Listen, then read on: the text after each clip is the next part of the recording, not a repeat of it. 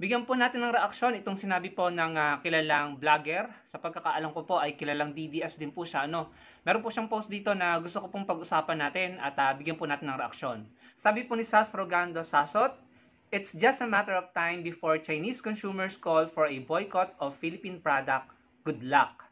So, yan po yung post ni Sas. Sa pagkakaintindi ko, mukhang anytime soon, mananawagan na or iboboycott na po ng mga Chinese consumers ang mga Philippine products.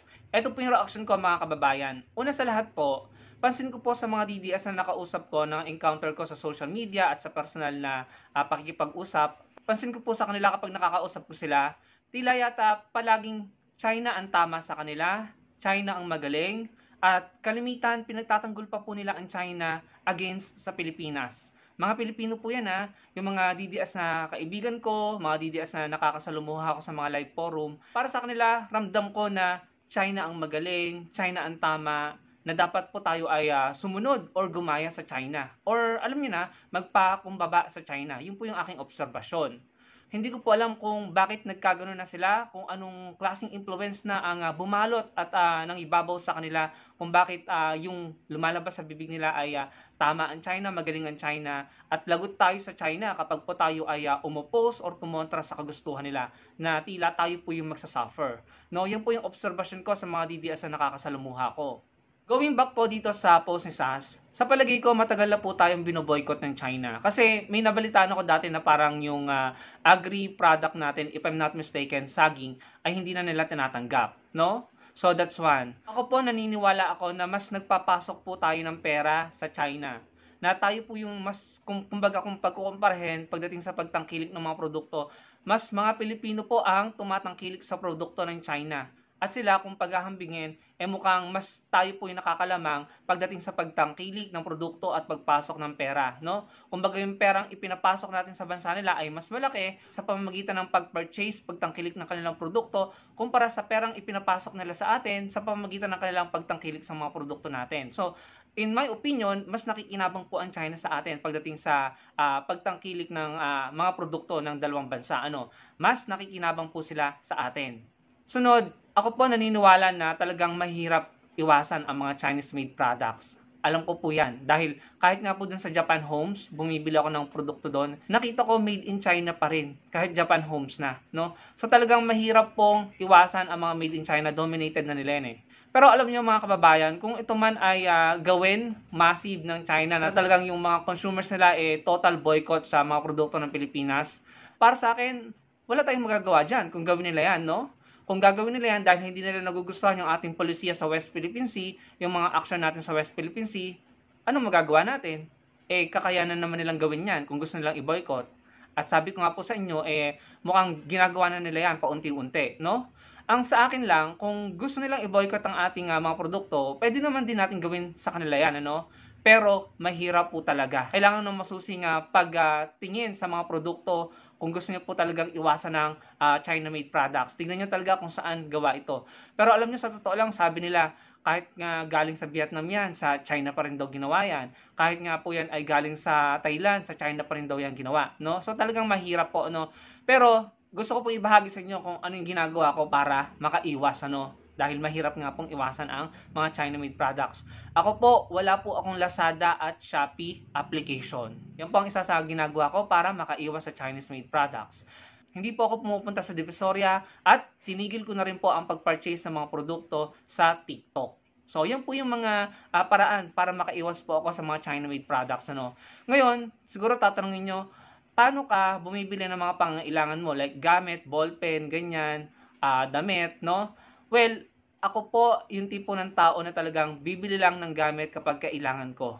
Kung makikita nyo, yung damit na sinusuot ko, paulit-ulit na puti. Marami po akong puting damit at matagal ko na po itong binili. Parang 2017 ko pa to binili, no?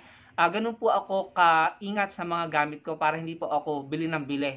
Lalong-lalo na hindi ako bumibili ng hindi ko kailangan, no? Sabi ko sa sarili ko bilang Pilipino, kailangan kong gumawa ng paraan para kahit papaano makaganti dito sa China sa ginagawa nila sa atin sa West Philippine Sea. At yun nga po ang ginagawa ko. Wala akong Lazada, wala akong Shopee app, hindi ako pumupunta sa Divisoria, tinigil ko na ang pagbili sa TikTok, at kung ako man po ay lalabas sa palengke, pupunta sa mall, bibilihin ko lamang po yung kailangan ko at kalimitan sa binibili ko pagkain. No? Hindi po ako masyadong bumibili ng gamit at hindi po ako bumibili ng gamit kung hindi ko kailangan. Sa ganung paraan, nakakaiwas po ako na bumili ng mga China-made product. Hindi ako nakakatulong sa ekonomiya nila, hindi ako nakakatulong para yumaman ng yumaman sila, para palakasin ang kanilang military. Bukod doon, masusi ko pang sinasaliksik at tinitignan mabuti at pinagtsatsagaan ko talaga na tinitignan kung saan ginawa ang mga produktong iyon. Kalimitan, alam nyo, sa mga toothpaste, sabon, tinitignan ko po sa label nila kung saan ginawa. No? Nakikita ko naman na yung iba gawa sa Bulacan, yung iba gawa sa Pampanga. Nakikita ko naman na gawa dito sa Pilipinas at talagang sinesearch ko kung yung toothpaste or sabon na binili ko ay may factory nga po dito sa Pilipinas. At napapatunayan ko na meron naman po talaga. Kailangan lang talaga ng masusing pagtingin, masusing pagsasaliksik at pagtsatsaga para malaman mo kung hindi made in China yung binili mong produkto. Talagang pinagtsatsagaan ko po, no? Ang sa akin, kahit saan yan gawa, kahit gawa yan sa Europe, gawa yan sa ibang bansa, wag lamang po gawang China, no? So sa mga katuwid mga kababayan, kung ito ay gagawin ng China, iba-boycott nila, total boycott sa ating mga produkto, kaya natin gawin yan. Magtiyaga lang tayo. I know, mahirap, pero kailangan po natin pagtiyagaan. And bilang recommendation, gayahin niyo po yung ginagawa ko. Hindi na ako bumibili sa TikTok, wala akong app ng Lazada at Shopee, hindi ako napunta ng Divisoria, at kung ako man ay pupunta ng palengke or malls, yung kailangan ko lang talaga ang binibili ko, at pagkain lamang po. No? Alam niyo kung anong nangyari simula nung ginawa ko yung ganyang habit, nakatipid po ako ng pera, at nakapag-ipon po ako, nakapag-save po ako, no? So, napakinabangan ko pa yung ginawa ko, no? Yan po ay bilang aking ganti sa ginagawa nila sa ating mga kababayan sa West Philippine Sea. So, dito sa sinabi ni Sasot, kaya naman talaga nilang gawin yan eh. Kayang gawin yan ng China. Pero kaya rin natin yan gawin. Mahirap pero kaya, no? Unahin po natin ang mga produktong Pilipino. At kung gusto niyo po, idama niyo na rin yung kanilang tourist destinations. Huwag kayong pumunta ng Macau, huwag kayong pumunta ng Hong Kong, huwag kayong pumunta ng China. Yan ay, kung gagawin nila yan, edi labanan na ito, no? Boycott sa boycott, no? Maraming Pilipino ang namamasyal sa Hong Kong. Ewan ko kung ang Taiwan ay nakikinabang ng China doon, ano? Kasi nga, ang Taiwan hindi pa nila nakukuha. Pero maraming Pilipino ang pumupunta ng Taiwan, Hong Kong, Macau at China. What if tumigil din tayo sa pagpunta sa kanilang mga tourist destination? Ewan ko lang kung hindi magkaroon niya ng negative impact sa kanilang turismo at ekonomiya. Kaya natin yan mga kababayan. Sabi nga, if there's a will, there's a way. At sana magkaroon ng initiative ang mga mambabatas natin, ano, or ang ating gobyerno na magpatayo or gumawa ng batas na magpapatayo sila ng mga factories na magpo-produce ng mga Filipino-made products. Mga Pilipino ang gumagawa, mga gawang Pilipino ang materyales, at talagang purely made in the Philippines, no? Sana magkaroon ng ganyang initiative ang ating gobyerno nang tayo ay maging manufacturing industry din. Malay nyo, maging ala China rin tayo na ma-dominate natin ang buong mundo sa pamamagitan ng ating mga produkto. Na tayo ay export sa iba't ibang bansa ng mga produkto. Madali lang naman yan eh. Kailangan lang ng political will. Magpatayo sana ng ating mga, kahit sana sa mga LGUs, no? Yung mga governor, mayor, magpatayo sila ng mga factories na halimbawa gumagawa ng mga school supplies, mga papel. I'm sure kaya natin yan. Mga damit, sapatos, ano pa, yung mga kinakailangan sa hardware, at saka sa loob ng bahay, I'm sure kaya natin yan. Kung kaya nila, kaya din natin yan. Kailangan lang talaga ng will, no? Ang problema kasi maraming kumikita sa mga pag-i-import, no, ng mga produkto sa ibang bansa. Kaya yung mga, minsan yung ating mga leaders ay talaga namang mas gugustuhin pang mag-import kaysa unahing palaguin ang industriya ng mga produktong Pilipino.